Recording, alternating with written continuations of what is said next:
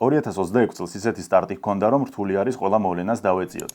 ერთი თემის სიღრმისეული განხილვა არ გვაქვს დასრულებული, მეორე კიდევ უფრო მასშტაბური იწყება.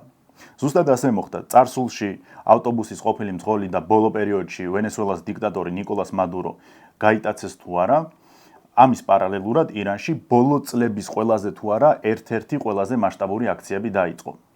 მიუხედავად იმისა, რომ იწერება უამრავი მოსაზრება, ალაგ-ალაგ ხდება კადრები და არსებობს საერთაშორისო რეაქციაც, ამ საკითხზე მუშაობა რთული არის და გეტყვით რატომ. ადგილობრივი ხელისუფლების გადაწყვეტილებით ირანში ინტერნეტი შეიზღუდა. მეცაც გეტყვით, არა მხოლოდ ინტერნეტი, არამედ სატელეფონო კავშირიც კი. მაგალითად, აქაური ირანელები ან წარმოშობით ფერეიდნელი ქართველები, რომლებიც დღეს საქართველოში ცხოვრობენ, სატელეფონო კომუნიკაციის დამყარებასაც ვერ ახერხებენ ირანში. ანუ წარმოიდგინეთ, ელემენტარულ სახლის ტელეფონზეა საუბარი. ამ ადამიანებისთვის კავშირის შეზღუდვა ნიშნავს იმას, რომ ვერ იგებენ ოჯახის წევრების მდგომარეობას, ხოლო ჩვენთვის, ადამიანებისთვის, ვინც სიახლეებზე მუშაობთ, ფაქტების გადამოწმების შესაძლებლობის შეზღუდვას. ველზე რა სიტუაცია არის, ამის გაგება მაინც ხერხდება, მაგრამ უკეთეს შემთხვევაში რამდენიმე საათის დაგვიანებით, ხოლო მთლად შემთხვევაში რამდენიმე დღის შემდეგ. ინტერნეტის შეფერხების რეალურ მიზეზებზე აუცილებლად ვისაუბრებთ, მაგრამ მოდით ჯერ გავარკვიოთ, რა ხდება ირანში, რა პროტესტია, რომელსაც ათასობით მსხვერპლი მოჰყვა, საიდან დაიწყო ეს ყველაფერი. მოდით მივყვეთ თავიდან. მეგობრებო, სანამ გავაგრძელებ ვიდეოს, ასეთი რაღაცის თქმა მინდა, რომ ჩვენი რეალობიდან გამომდინარე, როცა აზრის დაფიქსირება გართულებული არის, ხოლო სოციალურ ქსელებში ან ვირტუალურ სამყაროში ნებისმიერი ჯანსაღი დისკუსია, გამაღიზიანებელი კომენტარებითა და შეურაცხყოფებით მთავრდება, სულ მინდოდა ისეთი სივრცე ყოფილიყო, სადაც ადამიანები შევიკრიბებოდით, ვისაუბრებდით, ერთმანეთს გავიცნობდით, აზრებს გავცვლიდით და განვიხილავდით სამყაროში მიმდინარე მოვლენებს. საბოლოოდ მივედი იმ დასკვნამდე, რომ შესაძლებელი ასეთი რაღაცის გაკეთება, ოღონდ ამას უნდა ჰქონდეს დახურული კლუბის ფორმატი წევრების შეზღუდული რაოდენობით. მე პირადად ამ კლუბის წევრები წარმოვიდგენია ის ადამიანები, რომლებსაც უყვართ ქვეყანა, აქვთ ამბიციები, აქვთ იმის სურვილი, რომ სერიოზული ცოდნა მიიღონ და მომავალში თავის თავს ხედავენ გადაწყვეტილების მიმღებ პირად. არ არის აუცილებელი მაინც და მაინც პოლიტიკაში. შეიძლება ეს იყოს ბიზნესი, შეიძლება ეს იყოს მეცნიერება, ან პირიქით. შეიძლება უკვე შემდგარი ადამიანები არიან ამ ჩამოთვლილ მიმართულებებში და უბრალოდ ეძებენ თანამოაზრეებს, უნდათ საინტერესო ადამიანების გაცნობა და ასე შემდეგ. ეს იქნება სივრცე, სადაც არა მხოლოდ ვისაუბრებთ, არამედ ავიმაღლებთ თეორიულ ცოდნასაც. გვეყოლება მოწვეულ ლექტორები, საუკეთესო სპეციალისტები, ყოფილი დიპლომატები, ადამიანების სპეცსამსახურებიდან, ამერიკის, ევროკავშირის, ჩინეთის, რუსეთის ტოპ ცოდნეები. ჯერ იქნება თეორიული საუბრები, ანუ ეს ლექციები და ამის შემდეგ ჩვენ გვექნება რეალური кейსების განხილვა და სხვადასხვა მოდელირებები. ამ ხალხის მოძიებას და მოლაპარაკებებს დაახლოებით 9 წელიწადი მოვანდომეთ. კლუბი იქნება ფასიანი და პატარა ფასი ამას არ ექნება, იმიტომ რომ ხარჯიც დიდია და არც არავინ დგას ამის უკან. ვაკეთებთ მე და ჩემი მეგობარი, რომ თავიდანვე არავის გაუჩნდეს რაღაც ეჭვები და კითხვები, იცოდეთ რომ ეს არის პირადად ჩემი და ჩემი მეგობრის პროექტი. შეხვედრები გაიმართება მხოლოდ ფიზიკურ სივრცეში, არც ერთი კლუბის ჩანაწერი არ გავა სოციალურ ქსელებში. შეიძლება გამოვიყენოთ მოკლე ვიდეოები პრომოციისთვის, მაგრამ არასრული ჩანაწერი. კვირაში გვექნება 2 შეხვედრა საღამოს საათებში და ვარაუდობთ, რომ უნდა იყოს მხოლოდ 20-დან 25-მდე ადამიანი. ასაკი 20-დან ზევით.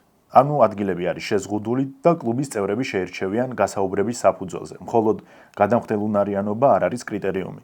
ეს ძალიან მნიშვნელოვანია, იმიტომ რომ ჩვენ გვჭირდება არაანგაჟირებული, განსხვავებული აზრის მოსმენისთვის გახსნილი ადამიანები. Facebook-ზე გამოიწერეთ გეოპოლიტიკის კლუბი პოლარისი, მე ლინკს დავტოვებ აღწერაში, შეგიძლიათ იქიდან გადახვიდეთ და თუ რაიმე შეკითხვა გექნებათ, მოგწერეთ და აუცილებლად გიპასუხებთ. გეოპოლიტიკური კლუბი პოლარისის მიზანი არის საინტერესო ადამიანების გაცნობა, შემოკრება, სასიამოვნო გარემოს შექმნა და თეორიული ცოდნის ამაღლება და შემდეგ უკვე რაღაც სამომავლო პროექტებზე ერთობლივი თანამშრომლობა. ახლა კი დაუბრუნდეთ ვიდეოს. კითხვაზე საიდან დაიწყო ყველაფერი, რეალურად ამ შემთხვევაში იგულისხმება უშუალოდ ბიძგირამ მისცა ახალ პროტესტს, თორემ პრობლემების მთელი კასკადი ამ აქციებამდეც არსებობდა. ამიტომ ჯერ მოდით განვიხილოთ ამჯერად რა იყო ბიძგის მიმცემი. ტრიგერი იყო ეკონომიკური პრობლემები. ირანელები უკმაყოფილო არიან ეროვნული ვალუტის მკვეთრი გაუფასურებით და ფასების ზრდით. ისლამური რესპუბლიკის დაარსების დღიდან ასეთი კრიზისი არასდროს ყოფილა. ნახეთ, ირან-ერაყის თითქმის 10 წლიანი ომის დროს რეალი გაუფასურდა 20%-ით. 2025 წელს კი საშუალო წლიური ინფლაცია 55%-ს აღწევდა. $1 140 თუმნად, ანუ 1.400.000 რეალად ივაჭრებოდა. აქ ის უნდა განმარტოთ, რომ ირანში კურსი სხვადასხვანაირად ვარირებს. ერთი არის მსხვილი ბიზნესისთვის და სახელმწიფო კონტრაქტებისთვის, რომელიც ყველაზე დაბალია, შემდეგ მოდის იმპორტიორებისა და პირველადი საჭიროების მოვაჭრეებისთვის სპეციალური კურსით და ბოლოს მესამე, ანუ ყველაზე გაუფასურებული უბრალო მოქალაქეებისთვის. 2018 წელს ეს კურსი შეადგენდა 25.000 თუმანს. იმავე წელს მთავრობამ სცადა ერთიანი გაცვლითი კურსის დაწესება. რეფორმა წარუმატებელი გამოდგა, ხოლო $1 40.000 თუმანამდე გაუფასურდა. წარმოიდგინეთ, ეს იყო 2018 წელს და ახლა $1 არის 140.000 თუმანი. კურსის ასეთი ცვლილება პირველ რიგში აზიანებს უბრალო ირანელს. მათ ცხოვრებას არათუ რთულს, არამედ არაპროგნოზირებად ხდის. მაგალითად, მათ არ შეუძლიათ გრძელვადიანი ინვესტიციის განხორციელება, დანაზოგის გაკეთება, მოგზაურობა და ასე შემდეგ. დოლარში დაბანდებაც არ გამოდის, იმიტომ რომ კურსი მერყევია. ამ ყველაფერმა გამოიწვია ის, რომ ირანული მუშათა კლასი, თუ კი შეგვიძლია ასე ვუწოდოთ, რეგიონში ერთ-ერთი ყველაზე იაფად ანაზღაურებადია, ოდნავ უკეთესი ვითარება, ვიდრე ავღანეთსა და იემენში. საშუალო ხელფასი კი არის $180. თუ დაგუგლავთ, ეს რიცხვი ბევრად მეტი იქნება, დაახლოებით $400, მაგრამ უნდა გავითვალისწინოთ, რომ $400 გამომდინარეობს იქიდან, თუ რა კურსს თავაზობს მთავრობა ოფიციალურად. თორე რეალურად ბევრად ნაკლები იქნება, ვიდრე $400. ამას დაუმატოთ ისიც, რომ სანქციების გაგრძელებამ, ნავთობზე ფასის ვარდნამ, ვალუტის შესუსტება 2025 წლის მეორე ნახევრიდან სტაბილურად უზრუნველყო. იმპორტი გაძვირდა და საკმაოდ ბევრი ოჯახისთვის პირველადი საჭიროების პროდუქტებიც კი მიუწვდომელი გახდა. თან აქ უნდა გავითვალისწინოთ ერთი მნიშვნელოვანი გარემოება, რომელზეც ნაკლებად საუბრობენ. ირანი იმპორტზე სულ უფრო დამოკიდებული ხდებოდა, რადგან ბოლო 60 წლის განმავლობაში ყველაზე დიდი გვალვა იყო, რამაც მოსავალზე უარყოფითად იმოქმედა. თუ ჩავარდა მოსავალი, ეს აისახება საჭმელი პროდუქტების წარმოებაზეც. ცენტრალური ბანკი კი ხელოვნურად ცდილობდა ბალანსის დაჭერას. ბიუჯეტის დეფიციტის ამოსებისა და ფასების ზრდის სუბსიდირების მიზნით სახელმწიფო ცენტრალურ ბანკს კიდევ უფრო მეტ ფულს აბეჭდინებდა. ფული კი ბევრდებოდა, მაგრამ პროდუქცია ბევრი არ ხდებოდა. ამიტომ როგორც ხდება, ფასები იზრდებოდა, იმპორტი ძვირდებოდა. დამატებითი ფულის ბეჭდამ კი ის გამოიწვია, რომ 2025 წელს ინფლაცია იყო დაახლოებით 32%. ბოლო რამდენიმე თვეში 42. კურსის ასეთმა რადიკალურმა ცვლილებამ პირველ რიგში დააზიანა მცირე მეწარმეები.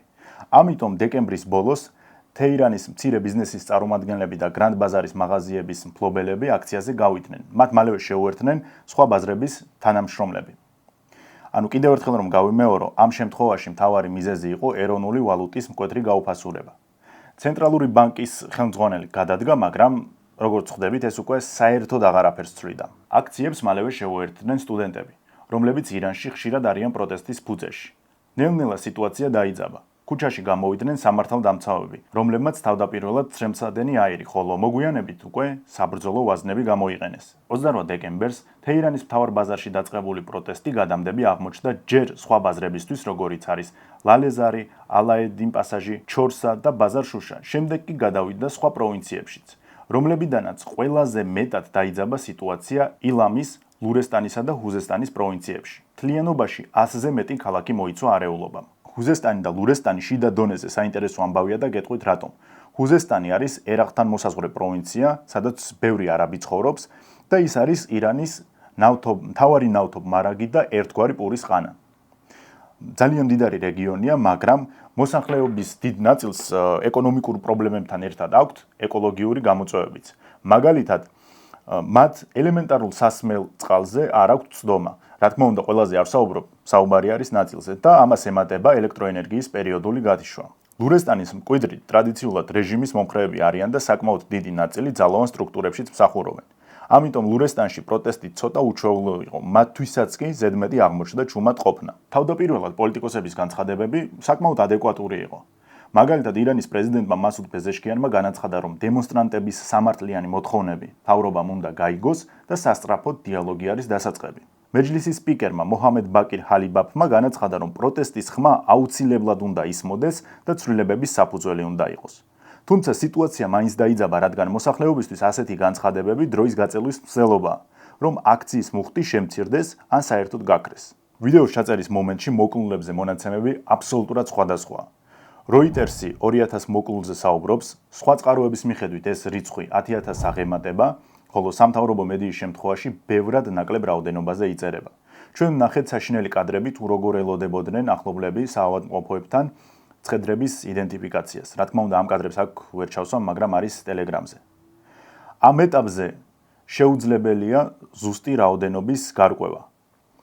მაგრამ როგორც ხდება ხოლმე, სადაც საუბარია 2000 ადამიანზე, ბუნებრივია იქნება უფრო მეტიც. მოკლულებს შორის არიან არამხოლოდ დემონსტრანტები, არამედ ძალოვანი სტრუქტურის წარმომადგენლები. იყო შესაბამისი კადრებიც, მაგალითად ფიზიკურად გასწორება ან მანქანის დაჯახება ქუჩაში გაქცეული პოლიციელებისთვის. ასევე საუბარი იყო, რომ აქციებზე დაკავებულების ნაწილს სიკვდილით დასჯიდნენ. თუმცა სავარაუდოდ ტრამპის წნეხის გამო და ავიაიერიშებზე მინიშნების შემდეგ მსგავსი აღარ მოხდა. ამ ყველაფრის ფონზე ირანში ინტერნეტი შეიზღუდა. აქ არის ორი საინტერესო მომენტი. ერთი ის, რომ ინტერნეტის შეზღუდვით ინფორმაცია რეალურ რეჟიმში შემცირდა, ანუ რა ხდება, რა სიტუაცია, რამდენი ადამიანი გადის აქციაზე, მოკლულების შესახებ, რა მონაცემები გვაქვს და ასე შემდეგ. ან წარმოიდგინეთ, რა კადრებიც ვრცელდება, შეიძლება ეს არის 2-3 დღის დაგვიანებით. მაგრამ მე მინდა თქვენი ყურადღება გავამახვილო ინტერნეტის შეზღუდვის მეორე მხარეზე. მე რომ ვიყო ანალოგიურ სიტუაციაში გადაწყვეტილების მიმღები პირი, ან ერთად რომ ვიყოთ ჩვენ, ანუ ამას იმიტომ ვამბობ, რომ უკეთესად გავიაზროთ ინტერნეტის შეზღუდვის მიზეზები. და ნახეთ, ჩვენი მიზანი არის, რომ აქციის მუხტი ირანში არ გაიზარდოს. მაგრამ ჩვენ ვხედავთ, რომ გარედან მიწოდებული კონტენტი მნიშვნელოვნად მოქმედებს ადამიანების განწყობაზე. მაგალითად, ფეხლევის ბიჭის მიმართვები. კი, ფეხლევის ვარს შეიძლება არ აქვს დიდი ავტორიტეტი ირანში, მაგრამ ასეთ დროს ადამიანები იმართებიან ემოციებით. შესაბამისად, ნებისმიერი მსგავსი ვიდეო მათზე მოქმედებს. ერთ-ერთმა ვიდეომ 90 მილიონი ნახვა დააგროვა. კოლოსალური რიცხვია. ზუსტად ის ვიდეოა, რასაც მასშტაბური გამოსვლები მოყვა. შეიძლება ეს დასვენების დღეებსაც დაემთხვა, მაგრამ ფაქტია, რომ რეზას ვიდეოებს ადამიანები უყურებდნენ. ამას დაუმატოთ ისრაელისა და ამერიკის შეერთებული შტატების ლიდერების განცხადებები, რომლებიც ირანელებს ან შთააგონებდა, ან აკეზებდა, გააჩნია რა კუთხით შევხედავთ. ამიტომ ჩვენი მიზანი იქნებოდა ინტერნეტი შეგვეზღუდა არა მაინც და მაინც იმიტომ, რომ ქვეყნიდან არ გასულიყო მიმდინარე მოვლენები, არამედ ის, რომ манипуляციები შეგვესუსტებინა გარედან. მერე კიდევ ერთი, სად ხდება ადამიანების კოორდინაცია თუ არა მესენჯერებში. ერთ ქალაქში მყოფები კიდევ რაღაცნაირად დაორგანიზდებიან, მაგრამ თეირანში და პირობითად თავრისში აქციების კოორდინაცია აბსოლუტურად აცდენილი იქნება. ხვდებით ხო? აი ამ კუთხითაც მინდოდა მეჩვენებინა, რა შეიძლება ყოფილიყო რეალურად ინტერნეტის შეზღუდვის მიზეზი. ახლა ვისაუბროთ იმაზე, თუ რა პრობლემები აქვს პროტესტს. თუ გავითვალისწინებთ ირანში მიმდინარე პოლიტიკური პროტესტის არსს, ეს გამომდინარეობს არა პოლიტიკური, არამედ როგორც ზემოთ გითხარით, ეკონომიკური წიაღიდან. ეს რას ნიშნავს? იმას, რომ ადამიანებს უნდათ პირველ რიგში არსებული რეალობის გამოსწორება და არა რომელიმე კონკრეტული პოლიტიკური პირის ჩანაცვლება. კი, ჩვენ ნახეთ ისეთი ვიდეოები, სადაც შაჰის სახელს სკანდირებდნენ, მაგრამ ჩვენ არ ვიცით რა ჯგუფები იყო ესენი, ვისი სახელით მოქმედებდნენ. რა თქმა უნდა, მე არ გამოვრიცხავ, რომ ირანში საზოგადოების ნაწილს უნდა შაჰის დაბრუნება და შეიძლება რა კადრებიც ვნახეთ, იმის უკან საერთოდ არავინ იდგა. მაგრამ რეალურად ფეხლევის ბიჭის დაბრუნება მაინც ირანელების უმცირესობას უნდა და არა უმრავლესობას. ეს ლოგიკურიც არის. ჩვენ ვნახეთ ისეთ სიახლეები, სადაც იწერებოდა, რომ დემონსტრანტებმა ქალაქები დაიკავეს. რუსეთ-უკრაინის ომის შემყურებს ჩვენ ქალაქის დაკავება შეიძლება წარმოგვიდგენია შემდეგნაირად, რომ დემონსტრანტებმა სრულად განდევნეს ადმინისტრაციული და ძალოვანი სტრუქტურის წარმომადგენლები და აკონტროლებენ ქალაქის შესასვლელებს და გასასვლელებს, რაც ასე არ იყო. ამ შემთხვევაში ქალაქის აღებაში ან ქალაქის დაკავებაში იგულისხმებოდა ის, რომ მათ რომელიმე ადმინისტრაციული შენობა აიღეს, მაგრამ ამ შემთხვევაშიც არ იცოდნენ რა უნდა გაეკეთებინათ, აი აიღეს და რა მერე. იმიტომ რომ ეს ისევ და ისევ გამომდინარეობს პროტესტის ხასიათიდან. არ არსებობდა მკაცრი პოლიტიკური მოთხოვნები და ფორმულირებები. უпростоრად პოლიტიკური ნაკლებად აქვთ. მათი მკაცრი მოთხოვნა ეკონომიკური კრიზისის სწრაფი გადაჭრა. პირობითად მათ რომ ყავდეთ ერთი ლიდერი, რომლის მთავრობაში მოყვანა ენდომებოდათ. მერე უკვე სულ სხვა სახეს მიიღებდა ეს აქციებიც. აქ ისლამური რევოლუციის გუშაგთა კორპუსის სასარგებლოდ ერთი ამბავია აღსანიშნავი. მთელი ამ წლების განმავლობაში ვერ მოხერხდა ირანში შეიარაღებული ოპოზიციის ან შეიარაღებული წინააღმდეგობის ცენტრების შექმნა, როგორც ეს ხდებოდა არაბული სამყაროს ქვეყნებში. რა არის იცით, რომ ისეთ მკაცრ, ბრუტალურ საპოლიციო ძალაზე დაყრდნობილი რეჟიმის შეცვლა ასეთი აქციებით გარე ჩარევის გარეშე ან შეიარაღებული ოპოზიციის გარეშე შეუძლებელია. ასევე გაგიკვირდებათ და ირანის მთავრობა რიგ შემთხვევებში კომპრომისზე მიდის ხოლმე. არ ახასიათებთ რაღაც უკიდეგანო სიჯიუდე. შეიძლება კომპრომისი განპირობებულია ისევ და ისევ რეჟიმის შენარჩუნებისთვის და კაი ოღონდ გაჩუმდნენ და დავთმობთ, მაგრამ ფაქტია, მთავრობას შეუძლია კომპრომისზე წასვლა. 2022 წლის მასშტაბური პროტესტის დროს, როცა პოლიციამ ირანელი გოგონა მაჰსა ამინი მოკლა და დემონსტრაციებმა კიდევ უფრო ფართო ხასიათი მიიღო, საერთაშორისო ყურადღებაც მიიქცია, მთავრობას მოუწია უკან დახევა და ჰიჯაბის ტარებაზე ოფიციალურად უარი არ თქვა, მაგრამ ამ საკითხს რბილად რომ თქვათ, შეეშვნენ. ირანის უმეტეს ქალაქებში ჰიჯაბის გარეშე სიარული შესაძლებელი გახდა. მორალის პოლიციაც თითქოს უფრო შეიზღუდა. როგორც წეღან თქვა, ეს შეიძლება იმისთვის გააკეთეს, რომ უბრალოდ რეჟიმი შეინარჩუნეს, მაგრამ ფაქტია, დათმეს. ასევე, სანამ გავაგრძელებთ საუბარს, მინდა მაქსიმალურად გასაგებად და მარტივად ავხსნა, როგორ არის მოწყობილი ირანის მმართველობითი აპარატი. ეს სკრინი ტელეგრამზეც იქნება. ჯერ გავიაროთ ყველაზე მარტივი, პრეზიდენტი. როგორც ხედავთ, მას ირჩევს ამომრჩეველი, თუმცა ამტკიცებს გუშაქთა საბჭო და აკონტროლებს უმაღლესი სასულიერო პირი, ანუ აიათოლა ალი ხამენეი. პრეზიდენტი ნიშნავს მთავრობას, რომელსაც ამტკიცებს მეჯლისი, ანუ პარლამენტი, რომელსაც თავის მხრივ ირჩევს ამომრჩეველი, მაგრამ ამტკიცებს და აკონტროლებს გუშაქთა საბჭო. ანუ პრეზიდენტიც და მისი დანიშნული მთავრობაც კონტროლდება და მტკიცდება გუშაქთა საბჭოს მიერ, რომელსაც ნიშნავს აიათოლა. ამასობაში რაჰბარს ირჩევს ექსპერტთა ასამბლეა, რომელსაც მანამდე ირჩევს ხალხი და რაჰბარს, ანუ ამ შემთხვევაში აიათოლა ალი ხამენეი ნიშნავს და ამტკიცებს გუშაქთა საბჭოს. გენშტაბის მეთაურს, შეიარაღებული ძალების მეთაურს, ისლამური რევოლუციის გუშაქთა კორპუსის მეთაურს, იუსტიციის მეთაურს, სახელმწიფო ტელერადიო კომპანიის მეთაურს და რელიგიურ ხელმძღვანელობას. ანუ ყველა ძალოვანი და სამხედრო სტრუქტურა, ტელევიზია, იუსტიცია და რელიგიური ხელმძღვანელობა ირიბად თუ პირდაპირ ექვემდებარება აიათოლას. სხვათა შორის მოიაზრება, რომ პრეზიდენტი ქვეყანაში არის მეორე კაცი. არ გეგონოთ, რომ მას მოჩვენებითი თანამდებობა აქვს. იცით როგორ არის, როგორც წესი პრეზიდენტები ცდილობენ მკაცრი ისლამური მმართველობა დააბალანსონ შედარებით ლიბერალური რეფორმებით. მაგალითად, მასუდ პეზეშკიანმა WhatsApp-ი თითქმის სრულად ლეგალური გახადა. მანამდეც იყო, თუმცა ის შეზღუდვებით მუშაობდა და შეფერხებით, მაგრამ პეზეშკიანმა ის სახელმწიფო დონეზეც კი ლეგალურად აქცია. დღეს ირანში WhatsApp-ით ხდება სხვადასხვა მიმოწერების, ზარებისა და რაც მთავარია, ფაილების გაგზავნა. საერთოდაც ირანში პრეზიდენტის თანამდებობას სერიოზულად უყურებენ და საკვალიფიკაციო მოთხოვნებიც გააჩნიათ. აი მაგალითად სადმე სვაზილენდში ან გაბონში, ხომ შეიძლება პრეზიდენტი გახდეს შემთხვევითი ადამიანი, რომელსაც უმაღლესი განათლებაც კი არ აქვს. ვიცი, ამის დაჯერება რთულია, მაგრამ აფრიკაში ასეთი რაღაცები მოსულა. ირანში მაგალითად პრეზიდენტის კანდიდატი უნდა იყოს რელიგიაში განსწავლული, ჰქონდეს კარგი რეპუტაცია, იყოს ზრდილობიანი, ისლამური რევოლუციის პრინციპებს პატივს სცემდეს, უნდა იყოს 40-დან 75 წლამდე, მინიმუმ 4 წლიანი გამოცდილება მმართველობით რგოლში და მინიმუმ მაგისტრის ხარისხი უნდა ჰქონდეს. ირანში მკაცრად თქვეს, რომ ჩვენ არ გვინდა ვიყოთ გაბონი და პრეზიდენტს უნდა ჰქონდეს უმაღლესი განათლება და დაუწესეს ასეთი მკაცრი მოთხოვნები. მაგრამ პრეზიდენტს რომ თავი დავანებოთ, პირველი კაცი, რა თქმა უნდა, ქვეყანაში არის აიათოლა. რა განაპირობებს მის ძალაუფლებას? რეჟიმის საყრდენის მთავარი ქვაკუთხედი არის ისლამური რევოლუციის გუშაქთა კორპუსი. ყველაზე კარგად შეიარაღებული, რეჟიმის ლოიალური სამხედრო ძალა, რომლის მოვალეობაა ისლამური რევოლუციის და მისი მიღწევების დაცვა. გუშაქთა კორპუსში შედის ქვეითები, სამხედრო საჰაერო, სამხედრო საზღვაო ძალები და დაახლოებით 200,000-მდე ჰყავს პერსონალი. მას ექვემდებარება ასევე სარაკეტო და ბირთვული პროგრამები. გუშაქთა კორპუსი ითავსებს არმიის, პოლიციისა და სპეცსამსახურების მოვალეობასაც. ასევე ქვეყნის შიგნით და გარეთ იდეოლოგიურ საქმიანობას ეწევა. ირანში ეს არის ძალიან სერიოზული ძალა, რომელსაც ფესვები ღრმად აქვს გადგმული. არა მხოლოდ ირანში. ჩვენ რამდენჯერმე ვისაუბრეთ ალ-ყუდსის ბრიგადებზე, საგარეო დაგეგმარებისა და მოქმედების ძალებზე. ერთ-ერთი გამორჩეული ჭკვიანი და სერიოზული სტრატეგი ყასემ სოლეიმანი ამ ბრიგადის მეთაური იყო. მან შექმნა ის წინააღმდეგობის ღერძი. მოახერხა იმ ძალების კონსოლიდაცია, შეიარაღება და გაწვრთნა, რომლებსაც ჰქონდათ ანტი-ისრაელური და პრო-ირანული განწყობები. რა თქმა უნდა, არ ვეწევი მის რომანტიზებას, მაგრამ ეს მისი შაუბნელი ზრანხვები და იდეები, რომ გვერდზე გადავდოთ და შევადაროთ მხოლოდ წმინდა სამხედრო, სადაზვერო კრიტერიუმებით, მისთვის და ირანისთვის ეს ყველაფერი იყო უდიდესი წარმატება. შემდეგი მნიშვნელოვანი საკითხი არის შაჰის ბიჭი რეზა ფეჰლევი.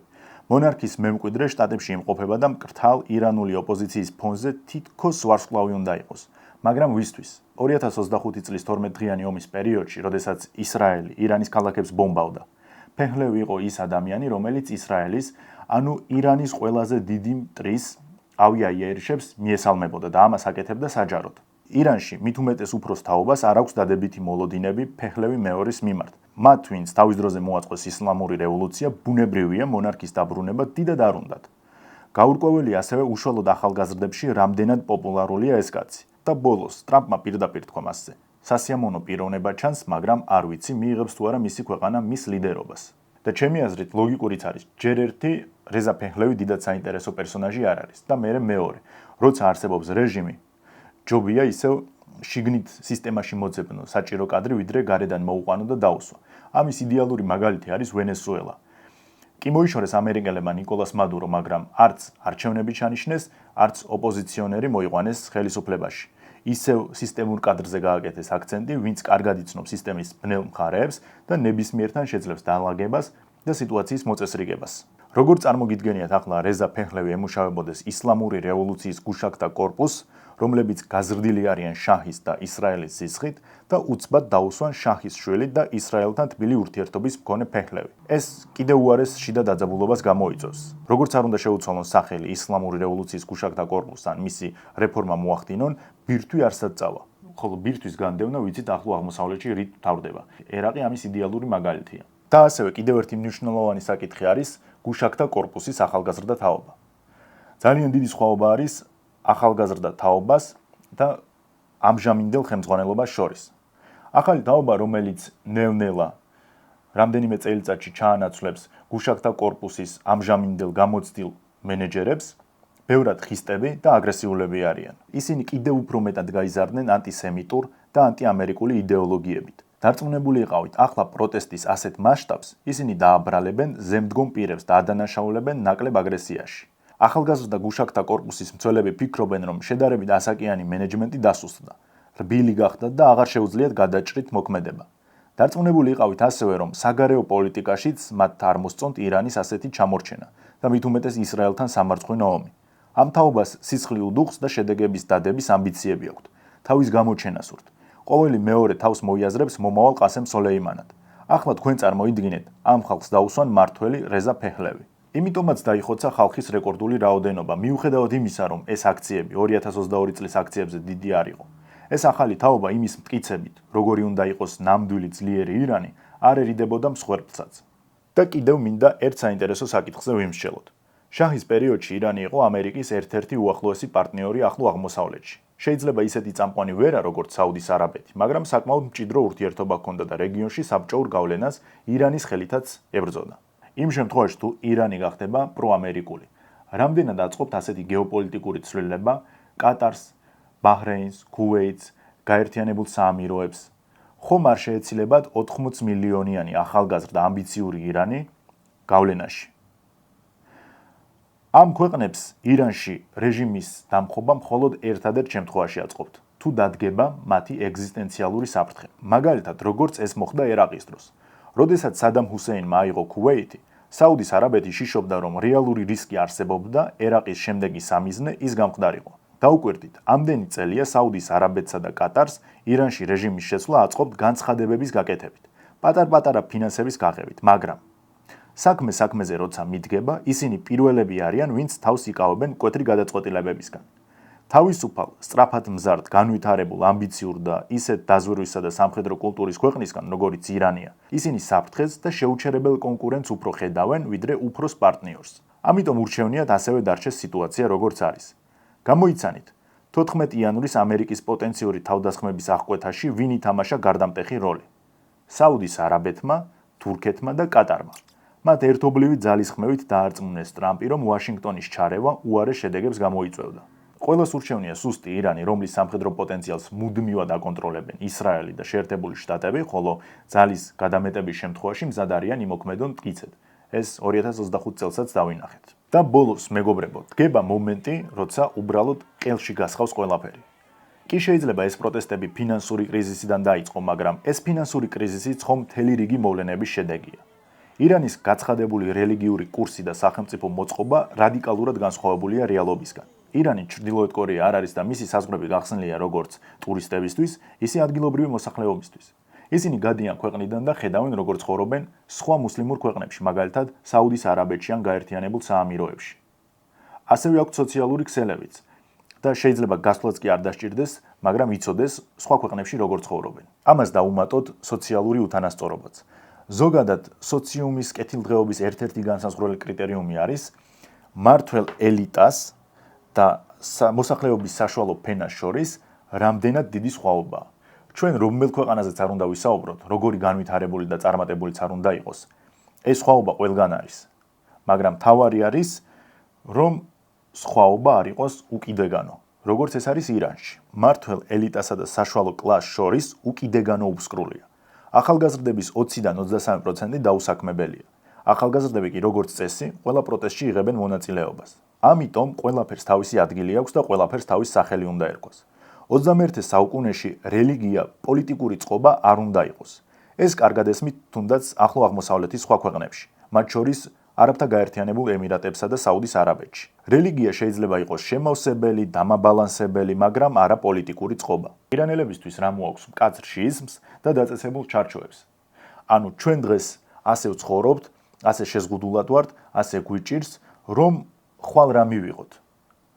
ჩვენი ასეთი ცხოვრებით როგორ შეიძლება ხვალინდელი ჩვენი დღე იყოს მაგალითად არაბთა გაერთიანებულ საამიროებზე უკეთესი? არც არაფრით. ამის შანსი ხო არ არსებობს. ამიტომ კითხვაზე, რომ ჩვენ დღეს რომ ასეთ ცხოვრებას ვიღებთ, ასეთ სიღარიბეში ვცხოვრობთ, ასე გვიჭირს და ასე ჩამორჩენილები ვართ, ხვალ სანაცვლოდ რას მივიღებთ? ამაზე პასუხი არ არსებობს. არ არსებობს არ არის. და ეს კითხვები არის მოსახლეობაში და სავსებით სამართლიანიც არის. 2000-იანებიდან მოყოლებული უზარმაზარი ფინანსები, რესურსები ჩაისხა წინააღმდეგობის ღერძში. ბირთვულ პროგრამებზე, ბალისტიკური რაკეტების წარმოებაზე. არ არის საუბარი იმაზე, რა იქნებოდა ეს ფული რომ წასულიყო სოციალურ პროექტებზე, დახმარებებზე და ასე შემდეგ. ჯერ 2023-24 წელს ისრაელმა მნიშვნელოვნად შეასუსტა ირანის პროქსები, 2024 წელს ბაშარ ასადი სამარცხვინოდ გაიქცა სირიიდან და შემდეგ 2025 წლის 12 დღიანი ომი საკმარისი აღმოჩნდა ირანის ბირთვული პროგრამის დასასუსტებლად და ქვეყანაში პრაქტიკულად ყველა ჰაერსაწინააღმდეგოს გასანადგურებლად. ამიტომ მოქმედი მმართველობითი სისტემის წინაშე სულ უფრო მეტი ეჭვი ჩნდება. რამდენად ეფექტიანია, რამდენად სწორად ვაკეთებთ, ფაქტია რომ სწორად არ გამოდის. მთავრობა კი ნებისმიერ ასეთ სამართლიან შეკითხვას მოსადის აგენტობას უწოდებს. სიღარიბე, კორუფცია, რელიგიური წყობა და შეუსაბამო რეალობა, სანქციები, გვალვა, უმუშევრობა, გაპარტახებული რეალი. ეს ირანელებისთვის გასაპროტესტებელია და მთავრობას მოქალაქეების კითხვაზე აქვს ერთი პასუხი. თქვენ მოსადის და ამერიკის აგენტები ხართ. რა მოხდება შემდეგ დღეებში? ამაზე პასუხის გაცემა რთულია. როცა საქმე ეხება ახლო აღმოსავლეთს, იქ რამის განსაზღვრა თითქმის შეუძლებელია. მაგრამ მე რის თქმა შემიძლია ახლა. კონკრეტულად დღეს ან ვიდეოს ჩაწერის მომენტში, 16 იანვარს, რა მონაცემებიც, რა ინფორმაციაც მე გამაჩნია, შემიძლია ვთქვა, რომ პროტესტები მინელდება და რეჟიმი ისევ ისე დარჩება. კი, იქნება ცვლილებები, გაუშვებენ ვიღაცებს თანამდებობიდან, მაგრამ რეჟიმი როგორც იყო, იმას აუცილებლად შეინარჩუნებს. აი, ჩემთვის მაგალითად წარმოუდგენელია, რა შეიძლება მოუხერხონ რეალს. იმიტომ რომ ეს მარტო შიდა მიზეზებზე არ არის დამოკიდებული. თუმცა ერთ საინტერესო ტენდენციას გეტყვით. როგორც ზემოთ გითხარით, ყოველი მძლავრი პროტესტების მერე ირანის სახელმწიფო გახმაურების გარეშე, მაგრამ მაინც ასუსტებს ჩარჩოებს და შეზღუდვებს. ეს ძირითადად ისევ მმართველობის შენარჩუნებისთვის კეთდება და არა მაინც და მაინც კეთილნება. გარე ჩარევის გარეშე ამ ეტაპზე შეუძლებელია რამე მოხდეს ირანში. შიდა დონეზე ისლამური რევოლუციის გუშაგთა კორპუსს ყველა პოტენციური ლიდერი ან მოსყიდული ყავს, ან დაშინებული, ან დაჭერილი და მთლად უარი შემთხვევაში მოკლული. სხვათა შორის არსებულ ხელისუფლებას თავის მომხრეები მაინც ყავს. ზოგადად მედია ცდილობს წარმოჩენას, რომ მთელი ქვეყანა ერთ მუშტად შეკრული და ერთ აზრზე მყოფია, მაგრამ ასე არ ხდება. ასე არ ხდება არც რუსეთში, არც ირანში, არც ჩინეთში. ყველა რეჟიმს თავის საყრდენი ამომრჩეველი და ძალა გააჩნია. სრულად თუ გამოეცალა ეს საყრდენი, რა თქმა უნდა, რომ იმ წამსვე ჩამოიშლება, ინერციითაც კი ვერ იარსებებს. ფაქტი ის არის, რომ ყოველი ასეთი პროტესტი ირანის ისლამურ რესპუბლიკაზე კვალს ტოვებს და აძლიერებს სეკულარულ განწყობებს. ჩვენ არ ვიცით, სადამდე შეძლებს რეჟიმი თავის შენარჩუნებას, მაგრამ ხედავთ, რომ ზოგადად ირანი სუსტდება. ირანი სუსტდება როგორც საგარეო მიმართულებაზე, ეს კარგად გამოაჩინა არა მხოლოდ 12 დღიანმა ომმა, არამედ ირანის პროქსების შესუსტება ან სრული განადგურება. ჰამასი თითქმის სრულად არის განადგურებული, ჰეზბოლა შესუსტებული არის, იემენელი ჰუსტები შესუსტებულები არიან.